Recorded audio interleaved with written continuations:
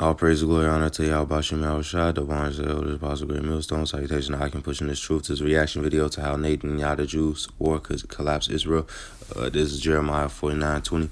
Therefore, hear the counsel of the Lord. He said, take against Edom and his purposes. He had purpose against the inhabitants of Teman, which is a tribe in Edom. Surely the least of the flock shall draw him out. Surely he shall make their habitations desolate with them. So the least of the flock is talking about like the least of the nations, the weakest part of the heathens, the weakest part of the nations. And that's what's happening right now. And the Palestinians are doing that against Esau, Edom, specifically the tribe of Amalek. This is Numbers 24:20. When he looked on Amalek, he took up his parable and said, Amalek was the first of the nations, but his latter end shall be that he perish forever. We're getting strong. So first, it says Rashayat. It says first chief, right?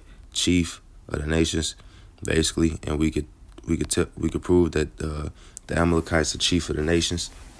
Because every time you speak anything against them, they use the H word. Oh, well, the H word happened to us, and 6 million of us, 6 million of us, and every nation in the world has almost every nation in the world has had great genocide committed against them, and the Russians and the gulags, they had definitely over 6 million. The Chinese under Mao Zedong had it definitely over 10 million. The Cambodians under Pol Pot, 30 million, and all kinds of people have been genocide committed against them, and not to mention the actual children of Israel, the so-called blacks, Hispanics, Native Americans. There's over billions that have died over the course of 400 to 500 years of captivity and just straight discrimination and persecution against this tribe of Israel, the real Israelites.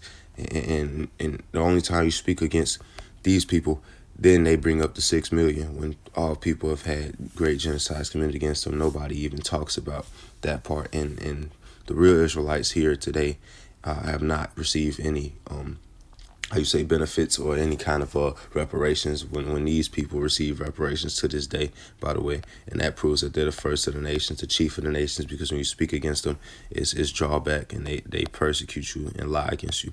This is Ezekiel 36, verse 2. Thus saith the Lord Yahweh, because the enemy has said against you, aha, even the high places are in our possession. So the enemy of Israel is saying that, enemy of the true Israelites, the real Israelites, are saying that, okay, we have the high places in our possession. We have the temples and the sanctuaries. We have the Holy Land in our possession.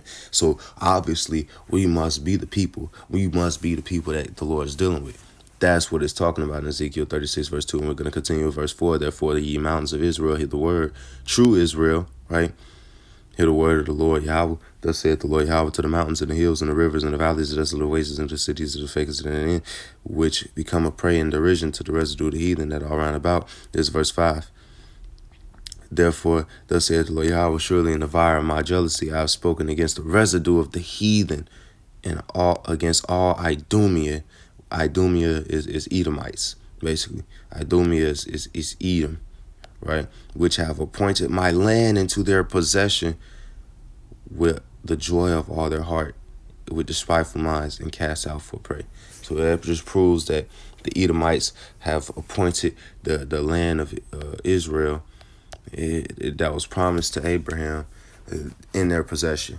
And what's happening right now is that the least of the flock is drawing out, the Amalekites, the small hatters, the 1948ers, the settlers, whatever you want to call them, because they're not real Israelites. They're not real Jews. They just wish they were Jews.